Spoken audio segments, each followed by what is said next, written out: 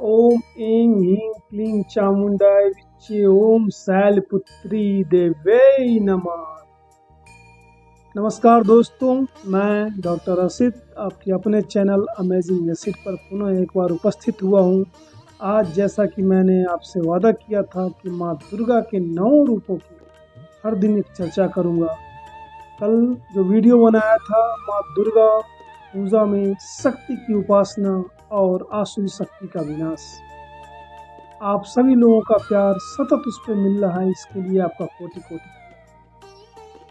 दोस्तों, दशहरा के प्रथम दिवस में पूजा होती है माँ शैलपुत्री की। शैलपुत्री की अगर मैं बात करूं, जैसा कि नाम से ही स्पष्ट है, शैल मीन्स पहाड़, पुत्री डॉटर।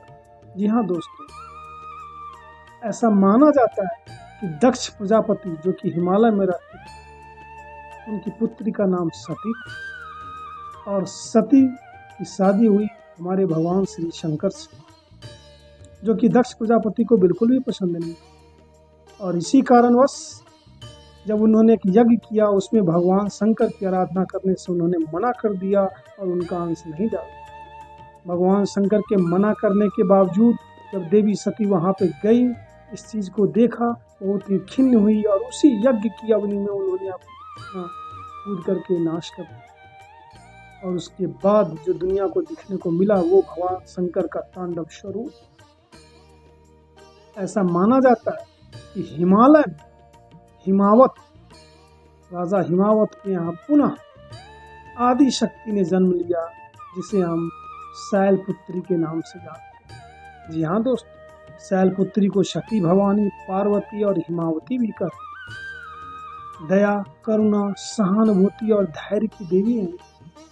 माँ शैलपुत्री को हिमावती के नाम से भी जाना जाता है, क्योंकि इनके पिता का नाम हिमावत, साथ ही इन्हें सती, पार्वती आदि नामों से भी जाना जाता है। माँ शैलपुत्री को करुणा की देवी कहा गया है, इन्हें दया की देवी कहा गया है, इन्हें क्षमा की देवी कहा गया है, इन्हें सहानुभूति की देवी कहा गया है। यहाँ दोस्तों, जैसे एक बाल सुलभ मन होता है, उसी तरीके से माता के इस बाल सुलभ स्वरूप की पूजा प्रथम दिन में की जाती है। माँ का जो स्वरूप आता है वो इस तरीके से है कि माँ के बाएं हाथ में कमल और दाहिने हाथ में त्रिशूल होता है। माँ बैल पर विराजमान होती है। पूजा करने की पद्धतियों की अगर मैं बात करूं, तो प्रथम दिवस में मिट्टी के एक पात्र, जिसे हम कलश कहते हैं, उस कलश में रक्षा सूत्र को बांध करके कई तरह के अनाजों को बिठाकर उसके ऊपर उसकी स्थापना की जाती है। अनाजों में प्रमुखतः जौ, गेहूं और मक्के रखे जाते हैं।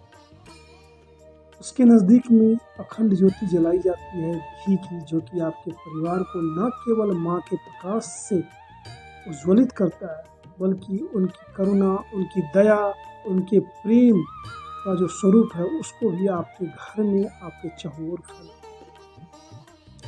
माँ शैलपुत्री को पीला रंग बहुत ही पसंद है, इसीलिए अगर आप प्रथम दिवस की पूजा करते हैं तो आप पीले रंग का वस्त्र धारण करें और कोशिश करें कि पीले रंग का पुष्प इत्यादि अर्पण करें। अगर मैं मंत्रों की बात करूं, तो या देवी सर्वभूतेषु शैलपुत्री रूपेण संस्थिता, नमः तस्यै नमः तस्यै नमः तस्यै नमो नमः। और इसके अतिरिक्त वंदे वांछितम लाभाय चंद्रार्कृत शेखराम वृषारूढ़ा शूलधरा शैलपुत्री यशस्वी। माँ दुर्गा के सभी रूपों में कंसस की देवी कहा जाता है इनको। चंद्रमा को रूल करती है और मुख्यतः अगर देखा जाए तो मूलधारा चक्र की स्वामिनी होती है। इसलिए दुर्गा के इस प्रथम स्वरूप की बिल्कुल हृदय से, एक बाल मन से हम पूजा करें, इस भावना के साथ कि माँ के अंदर जो सहानुभूति है, माँ के अंदर जो करुणा है, माँ के अंदर जो प्रेम है, उस प्रेम रूपी आशीर्वाद से हम भी लाभान्वित हो जाए। धन्यवाद।